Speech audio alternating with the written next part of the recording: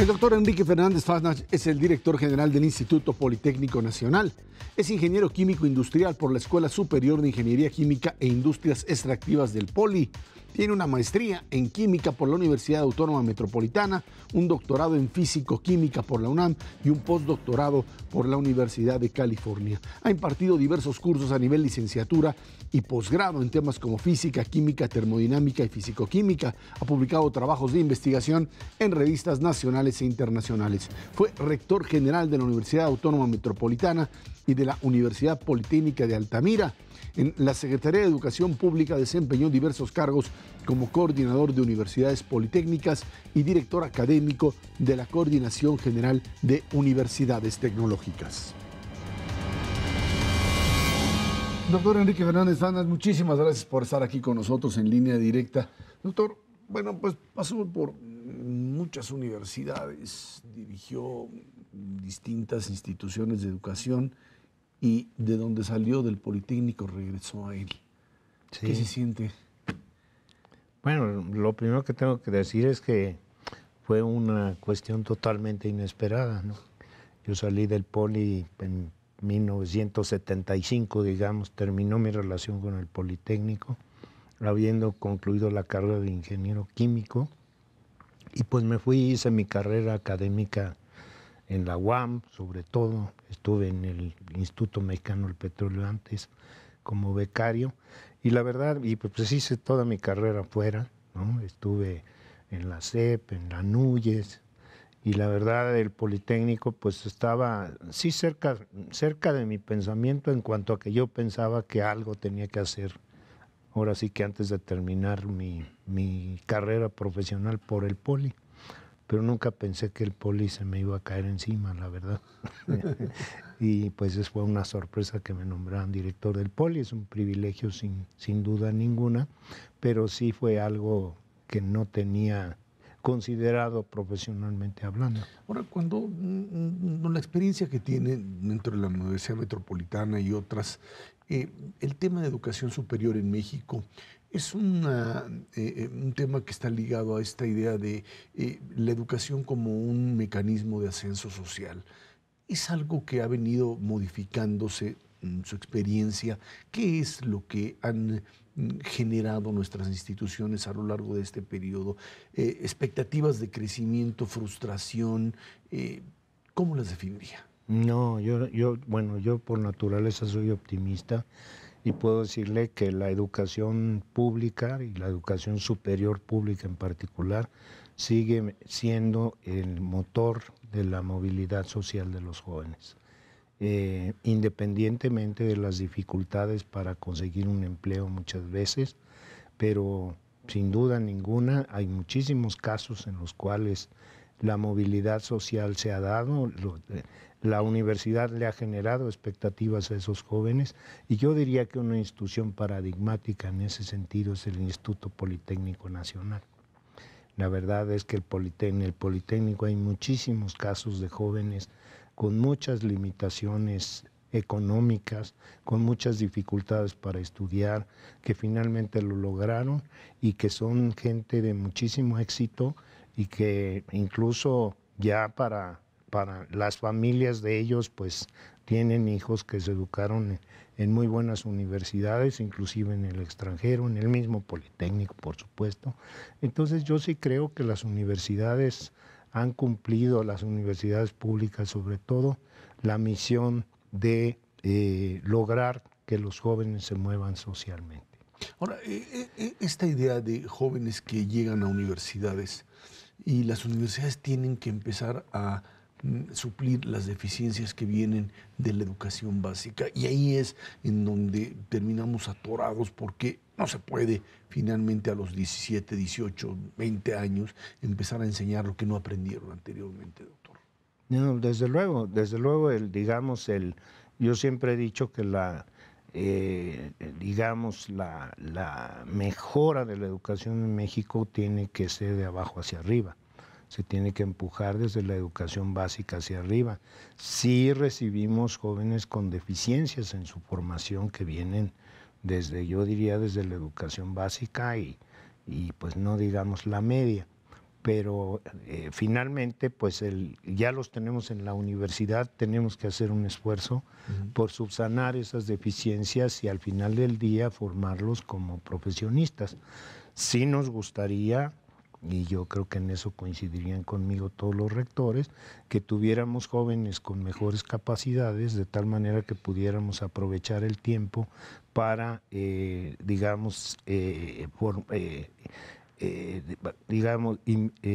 formarlos en las capacidades que se requieren para el ejercicio profesional. O sea, sí hay un tiempo muerto, digamos, que dedicamos a subsanar esas deficiencias. La otra parte es la vinculación, y en esto el Politécnico ha tenido gran ventaja, la vinculación de la educación de los jóvenes con el modelo productivo, que finalmente les sirva, deseamos, ascenso social, pero también capacidad de incorporarse a un mercado de trabajo, porque si no luego pues terminamos con ingenieros o con administradores que tienen que estar buscando un empleo en otro espacio o en otro tipo de instrumentos que no son para los cuales se prepararon.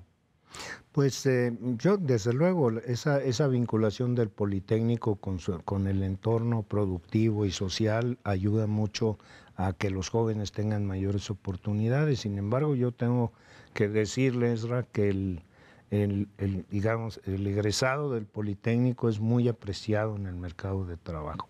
Y yo he reflexionado muchas veces sobre la razón por la cual es tan apreciado, y yo diría que eso tiene que ver precisamente con el hambre de triunfo que tienen los politécnicos, con el esfuerzo que hacen por formarse y formarse lo mejor posible. Incluso he oído de empleadores que señalan que los politécnicos tienen una gran capacidad de adaptación, de trabajo, de esfuerzo, y en ese sentido incluso puedo decir que los aprecian más que a los egresados de otras instituciones de educación superior. Y eso es seguramente, como por supuesto, un orgullo para la propia dirección del Politécnico como tal. Por supuesto, yo respeto muchísimo a los jóvenes politécnicos por eso. Los politécnicos además tienen una característica muy especial. Cuando hablamos, por ejemplo, del servicio social comunitario, son muy solidarios, ¿no?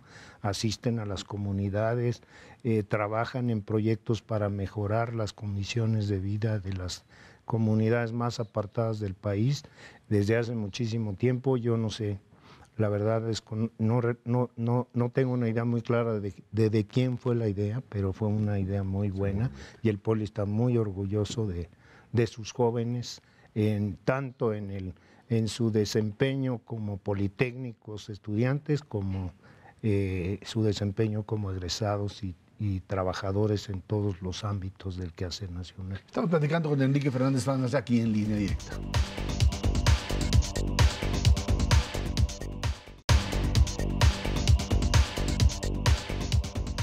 Doctor Enrique Fernández, dicen por ahí que pues quiso ir usted al espacio.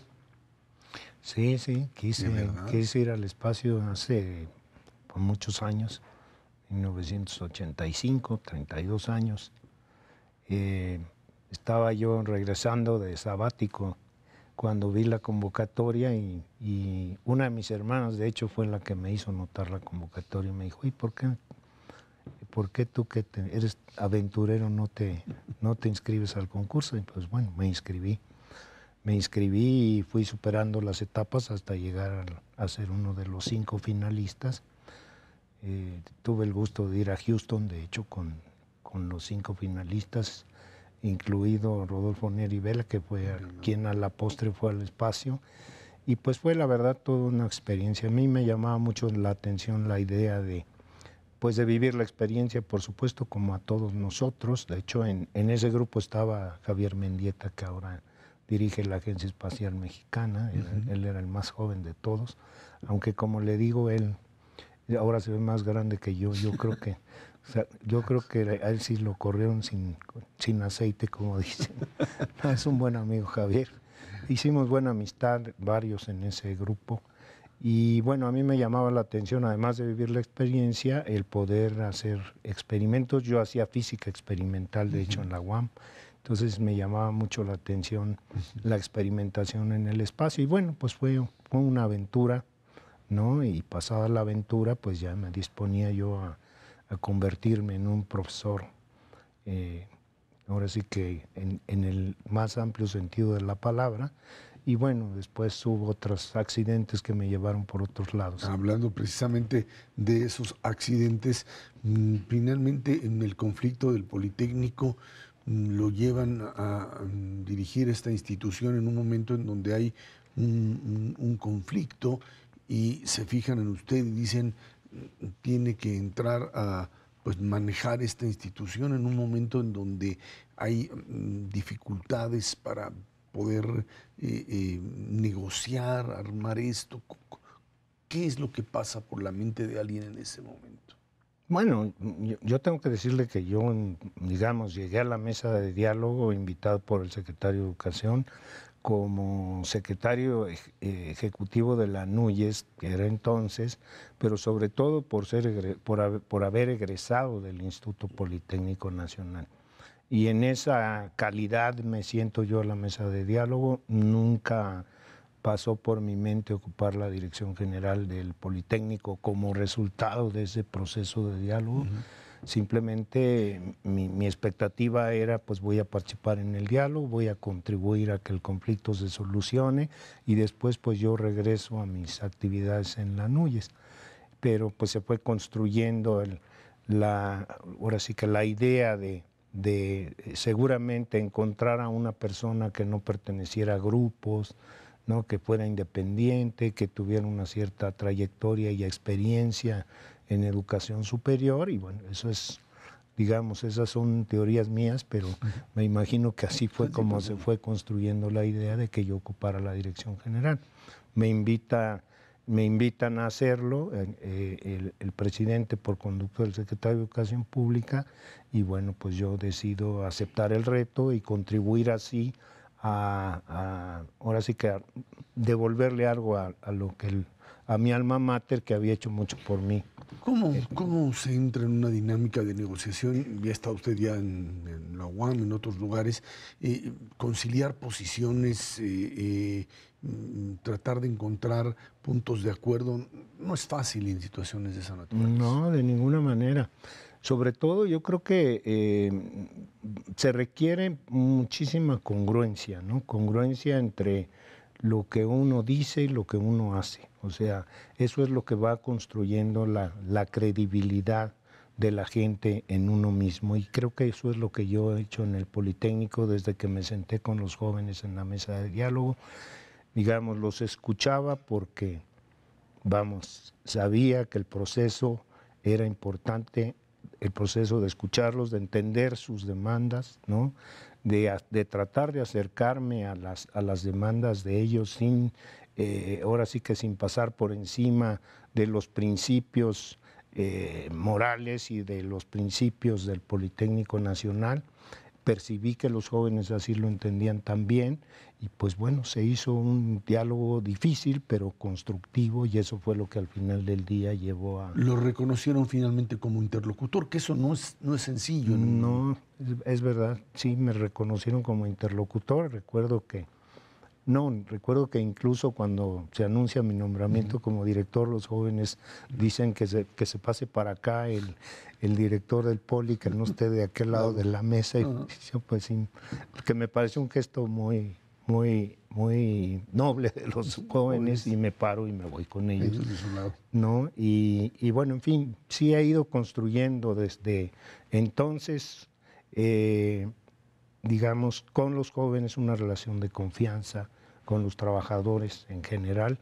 Y bueno, pues eso pasa, vuelvo a repetir, mucho por el tema de la congruencia, ¿no? Que ellos adviertan que lo que uno dice que va a hacer es efectivamente lo que hace y no que uno tiene un discurso X y finalmente actúa de forma totalmente contrapuesta a ese discurso. En la situación hoy frente a ese momento en términos de el manejo, la relación con los jóvenes, son otros ya después de esa época, han venido cambiando, pero el tipo de demandas se procesan ya de alguna forma de manera positiva. Por supuesto, de hecho, tengo que decirles que digamos, la relación con la Asamblea General Politécnica, que es el organismo que surgió a raíz de ese movimiento, pues ha continuado a lo largo de todo este tiempo. Llevo más de 70 reuniones con los jóvenes tratando de construir los acuerdos que nos lleven a la organización del Congreso Nacional Politécnico, que fue una de las demandas del movimiento. No hemos podido aterrizar el Congreso todavía por diferentes razones, pero estamos en ese proceso y sí tengo un diálogo muy abierto con ellos y escucho demandas que no tienen que ver solo con el tema del Congreso, sino pues problemas del Politécnico que podemos ir resolviendo. Estamos platicando con Enrique Fernández Fanas aquí en Línea Directa.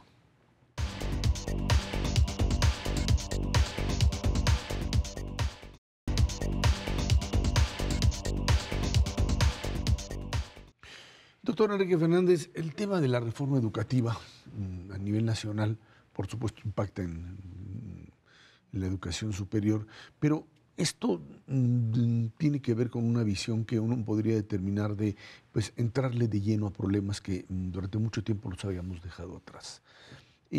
¿Hay una propuesta o una visión dentro de las instituciones de educación superior y el Politécnico con respecto a de qué manera esta reforma educativa impacta directamente el funcionamiento del Instituto Politécnico Nacional? Bueno, yo en lo personal creo que las instituciones de educación superior ven con muy buenos ojos, pues desde luego el Politécnico y yo mismo, el tema de la reforma educativa. Ya mencionaba antes la idea de empujar la educación de abajo hacia arriba, de mejorar la educación a todos los niveles. Creo que las instituciones de educación pública superior pueden participar de manera muy importante en temas como la formación de los docentes, ahora sí que para llevar a cabo esta reforma. Y tengo que decir, Esra, que alguna vez a mí me preguntaron cuándo la reforma de la educación superior, y yo decía, bueno, pues ¿cómo que cuándo? La reforma de la educación superior tiene muchos años, y tiene muchos años porque, por ejemplo, el tema de la evaluación de los profesores por comisiones de pares, pues tiene desde siempre, ¿no? El tema de las reflexiones sobre la calidad educativa en la educación superior, la cobertura, la equidad, una serie de conceptos, pues se vienen discutiendo en la educación superior desde hace mucho tiempo. Yo considero la reforma educativa como necesaria para el futuro de este país. Y sí tengo la expectativa como representante de la educación superior pública de que los jóvenes lleguen a las instituciones de educación superior mejor preparados, una vez, digamos, consolidada la reforma, y que eso nos permita formarlos en capacidades mucho mayores, mucho mejores para el ejercicio profesional una vez que terminen su carrera en el ¿Cuál es en el tránsito dentro del Politécnico Nacional los niveles, digamos, de terminación de las carreras? Porque uno de los problemas que tenemos en educación superior es que los jóvenes entran con una gran ilusión y a la mitad de la carrera la deserción es pues, fundamental por muchas razones, entre ellas que ni siquiera pues, tienen idea al principio de qué es lo que quieren o lo que pueden llegar a realizar. Bueno, el Politécnico tengo que decir que yo mismo estudié en el Politécnico desde la secundaria. El Poli alguna vez tuvo prevocacional, se llamaba, que era la secundaria. Ahora ese nivel ya no existe en el Politécnico, existe la vocacional. Todas las vocacionales del Politécnico tienen digamos, una orientación hacia una carrera técnica, ¿no? De diferentes tipos. Eso les permite a los jóvenes determinar con mejor exactitud, creo yo, lo que puede ser su vocación más adelante de la vocacional. Y bueno, pues así llegan a la educación superior con mucho mejor idea de lo que quieren estudiar. en fin, yo creo que la educación que impartimos en el Politécnico es de muy buen nivel. Los jóvenes del Politécnico saben lo que quieren. Nosotros también sabemos lo que quieren y por eso estamos adaptando el Politécnico un poco a esas necesidades, porque, por ejemplo, tenemos jóvenes de vocacional que quieren, por ejemplo, estudiar medicina y al final del camino no tenemos suficientes lugares en el Politécnico para que estudien todos medicina y debemos abrir espacio, por supuesto, para aquellos jóvenes que vienen de otros sistemas de educación media y superior y que vienen bien preparados. Entonces, el Poli, en fin, en ese sentido tiene áreas de oportunidad que tiene que ir resolviendo. El tema tecnológico, el Politécnico es pues, vanguardia en eso, sin embargo, en los últimos 10, 20 años, el desarrollo tecnológico, dicen, va más rápido que la capacidad que puede tener el docente para poder enfrentarlo. ¿Cómo? Y además el término en función de la economía, o sea, de los recursos para poder estar a la altura de la transformación tecnológica. No, desde luego yo diría en términos de, digamos, en términos de actualización tecnológica de contenidos, el tema más importante es la vinculación entre la docencia y la investigación. Tenemos investigadores de primer nivel en el Politécnico que están en contacto con el conocimiento de punta, con el conocimiento de frontera, y eso es lo que nos permite actualizar la formación de los jóvenes en tecnologías modernas. Sí hay un tema importante en las instituciones de educación superior en general, y el Politécnico no es la excepción, y es que en términos de equipamiento, de talleres, laboratorios y demás, tenemos que estar actualizando la tecnología, y desafortunadamente los recursos con los que cuentan las instituciones no caminan al mismo ritmo que ahora sí que lo que requiere la modernización tecnológica de las instalaciones nuestras. Finalmente, Politécnico de aquí a 5 o 6 años, ¿lo ve usted como una institución capaz de enfrentar este reto y el reto de asumir, digamos, el papel de la educación como un instrumento de ascenso social? Sí, por supuesto que la veo y la veo porque el Poli, sin duda, como todas las instituciones, tiene problemas estructurales relacionados con la planta académica, relacionados con el modelo educativo, relacionados con la infraestructura, como ya comentábamos antes. Pero el tema importante es que en el Poli hay un diagnóstico muy claro de dónde está el Politécnico y para dónde tiene que moverse. Y eso pasa por resolver esos problemas estructurales y las soluciones están caminando. Entonces yo sí veo de aquí a 5 años un Politécnico mucho más fuerte y mucho más preparado para contender con los retos que le plantea este siglo que camina a toda velocidad.